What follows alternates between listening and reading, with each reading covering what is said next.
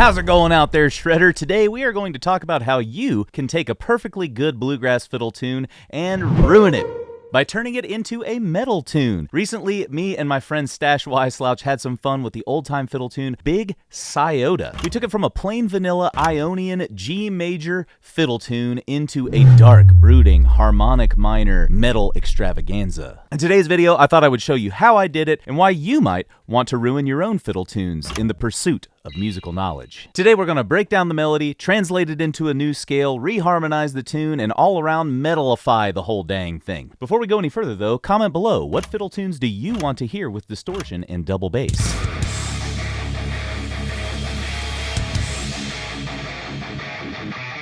So before we break this thing down into its pieces, let me go ahead and play you a pretty simple rendition of Big Sciota. This is as close to a pure version of the melody as you're going to get. Obviously, we know that everyone's melodies are a little different. In this one, I've tried to take what I call a skeleton melody approach, where it's kind of like a reduction of the versions that most of our favorite players play, keeping those key notes in place so that we can use them and convert them later. All right, so here's that basic version of Big Sciota. 1, 2, here we go.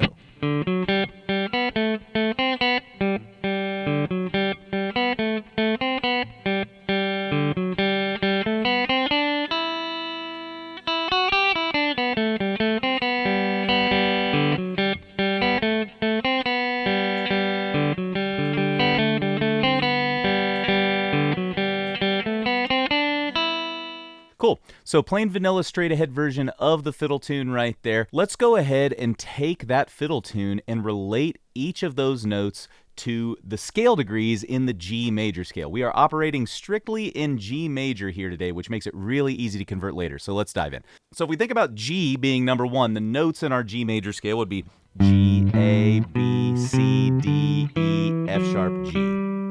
So G is 1, A2, B3, C4, D5, E6, F sharp 7, and back to 1, G. So that means anytime you see a D note, we'll label it 5. Anytime we see a C note, it's 4, etc. So let's go ahead and look at this tab again. If we look at the first phrase of this tune,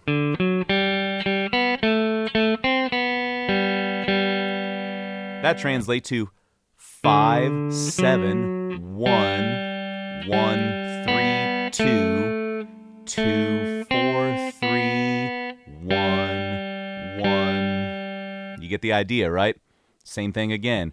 5, 7, 1, 1, 3, 2, 2, 4, 3, 1, 1, 5, 7, 1, 1, 2, 3, 4, 5, 6, 6, 7, 1, 6, 5, 3, 2, 1, 2, 4, 3, 1, 3, 1. There's the A part. Let's go ahead and do the B. So the B, we go up to that high octave. 6, 7, 1, 1, 2, 3, 2, 1, 2, 2, 3, 2, 1, 7, 5, 6.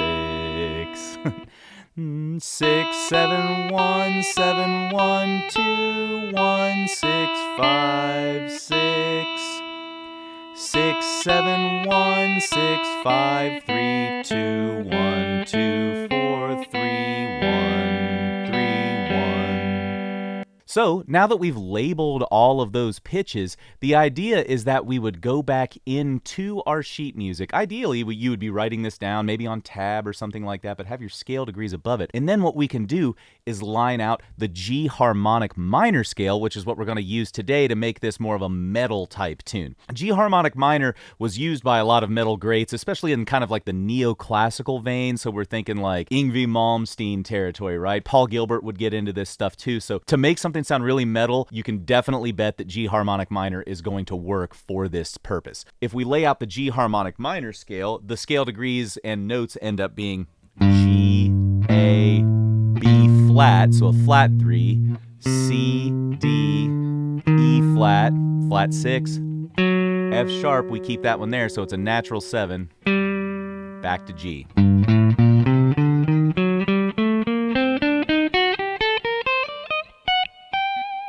That might not be a scale that you're totally familiar with, especially as a bluegrass player, because most of the tunes that we play in that genre are kind of diatonic or modes of the major scale, right? So you're going to think tunes in Ionian or Mixolydian or Dorian, scales that are completely derived from that major scale, that whole, half, whole, half pattern. But the harmonic minor scale comes from a completely different system, right? If we were to think of G minor, natural minor, that is, the relative major would be B flat major, right? So this is kind of like B flat major, but with a raised fifth degree. So it's a totally different scale, right? So if we're gonna convert this one to G harmonic minor, we have our scale degrees and our appropriate notes now. All we have to do is go back into our tablature and change all of our B's to B flats and E's to E flats. It's as simple as that. So now that we have that done, let me play through the melody once we've made that conversion.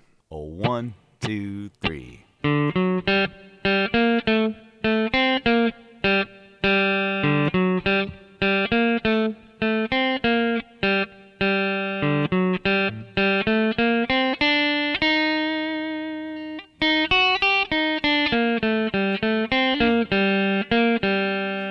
B part.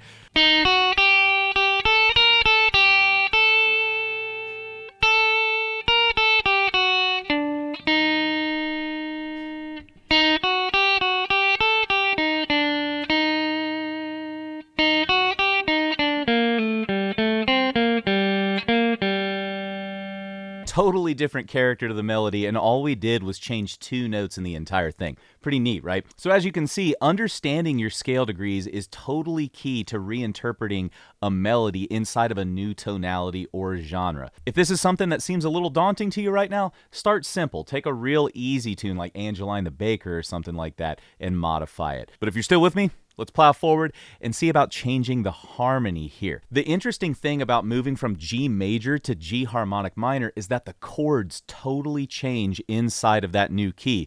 In G major, we typically have, 1 major, 2, 3 minor, 4, 5 major, 6 minor, 7 diminished, right? So G major, A minor, B minor, C major, D major, E minor, F sharp diminished, and then back to G. So the interesting thing is when we go to G harmonic minor and harmonize the whole scale, we are left with G minor, A diminished, B flat major, C minor, D major, E flat major, and F sharp fully diminished. Pretty interesting, right? So instead of major, minor, minor, major, major, minor, diminished, we are left with minor, diminished, major, minor, major, major, diminished.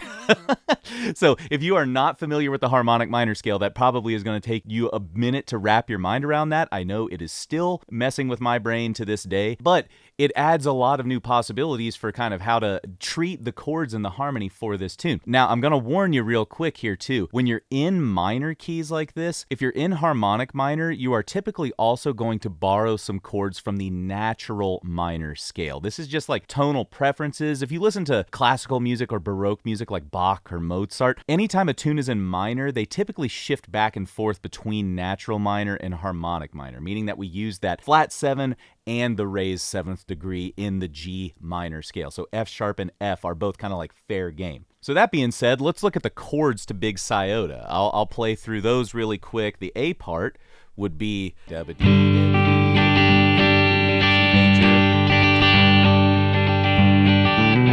C major, D major, G. So 1, 4, and 5. Now what's really cool about that part, the 1, 4, and 5 don't give us anything terribly crazy when we move to G harmonic minor. So the chords can kind of stay the same in relation to the scale. So it would be da ba da da da da da, G minor up to C minor, D major, G minor. And when you're in harmonic minor, it's actually a really good idea to make your 5 chord a dominant 7 chord. So instead of just a plain old D major, we're going to make it a D7. Da ba da da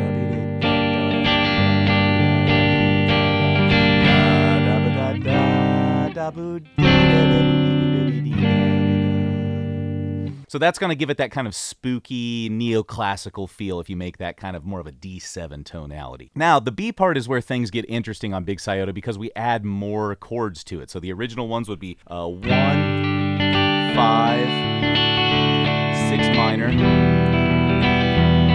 major, 5, 1. So if we were to do those scale degrees like directly converted to harmonic minor, it would sound something like this.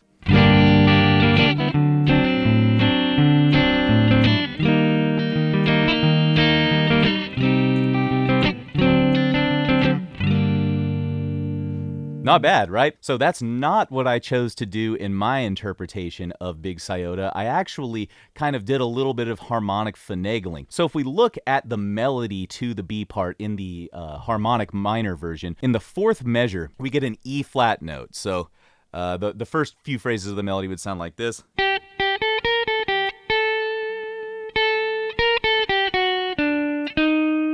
So right there, that's where that 6 chord, that E flat major would come in. I actually opted to keep that as a C minor. That's the relative minor of E flat, so it still kind of works. That E flat note is in there, but we get that darker minor sound. That's exactly why I went for the minor chord, because it was more of a spooky chord when paired with some of the other chords in the B part coming up. You'll see why.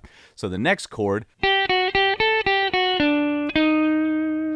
on that second E flat, I mean, I could have stayed on the C minor there, you know, because that would have been appropriate, would have kind of tracked the chord changes or something like that from the original B part. But check this out. What I ended up doing was going to an F chord. Yes, the melody note is an E flat, and I went to an F major, which gives us an F7. So that's also kind of like a spicy catalytic chord. The reason I went to F7 there is because in the next bar, we go to our 5 chord, that D major chord. So that gives us a half-step motion from F to F sharp, which is a really cool classical technique, kind of using some false leading tone type of mentality here to get us through. Half steps are always good for resolutions into the next chord. So the chords that I chose ended up looking something like this.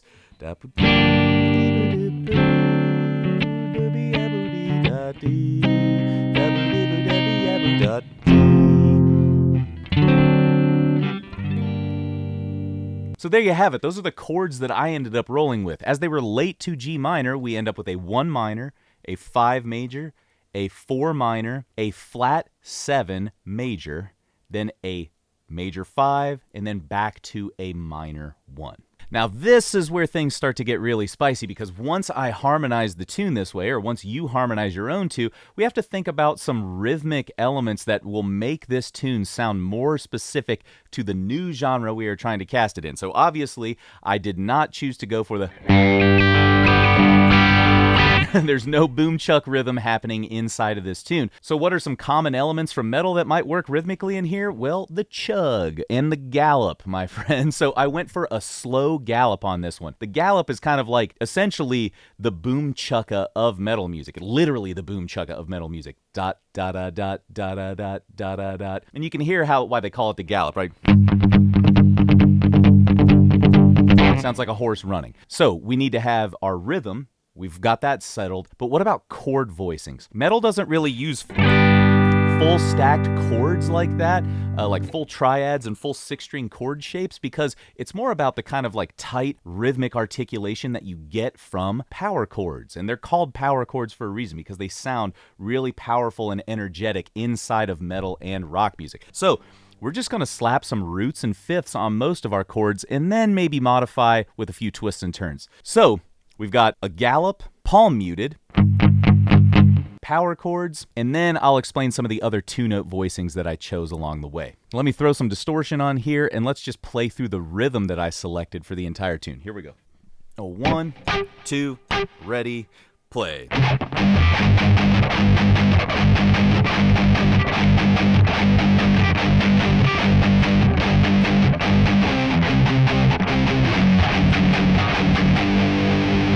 So you notice I didn't do a D power chord up there like that, a root and a fifth.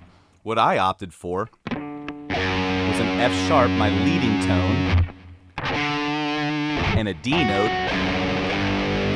to get me back to that G minor power chord. So you guys can see why I did that, right? It's a leading tone. Uses that really characteristic note in the G harmonic minor scale, that raised 7th degree. So a lot of metal guys will use those types of voicings. You can hear that in Dave Mustaine's playing, in Megadeth and all that kind of stuff. So you might see some two-note chords that aren't power chords, but imply the harmony in a different way that actually fits better with the other power chords that you've chosen. So that's how we resolve it. Let's go to the B part. A 1, 2, ready, play. C, F,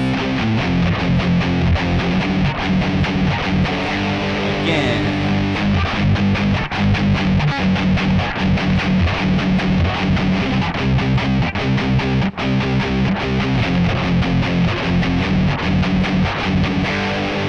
and even sometimes on my C power chord, instead of just hitting that 3 and 5, I'll add the G below it just to get some extra growl in there with that 4th kind of sound. Check that out. 1, 2, ready, go.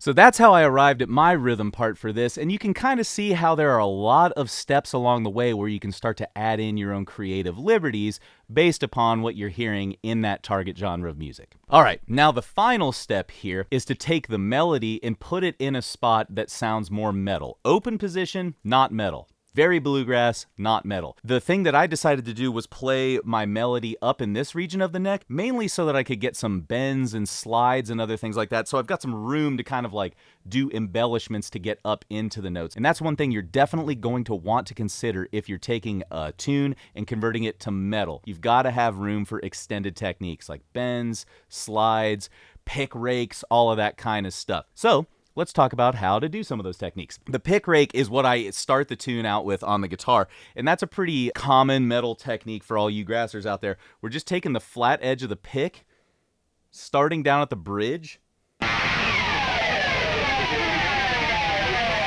just moving it perpendicular to the wrappings of the strings to get that awesome dark scrapey sound. One thing that's essential to the pick rake though is when you get to about like the 15th fret or 17th fret,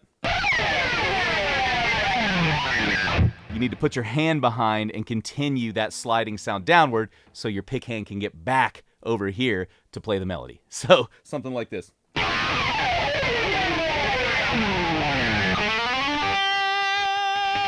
That's the appropriate way to do the pick rake. Have fun with that, adding it to your fiddle tune that you're deciding to ruin with metal mentality here.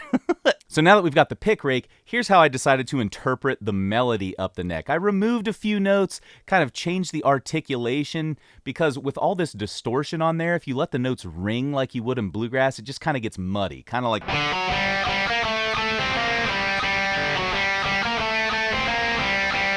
There's a lot of stuff happening in there, but check this out.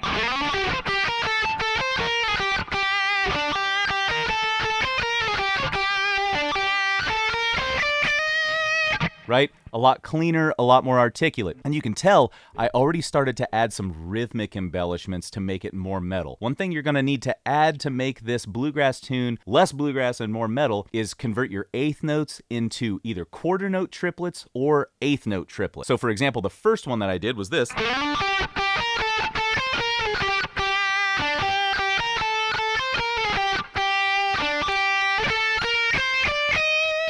So little quarter note triplet figure, and then I rewrote the resolution phrase to make it a little more metal. So I did a descending kind of triplet, fast triplet phrase that sounds like this. Slower.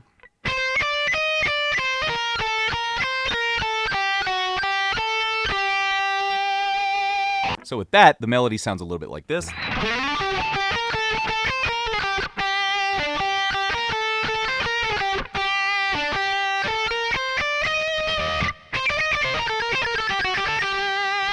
So there's the A part. The B part, I took some more rhythmic liberties with it and added a few other techniques. Check this out.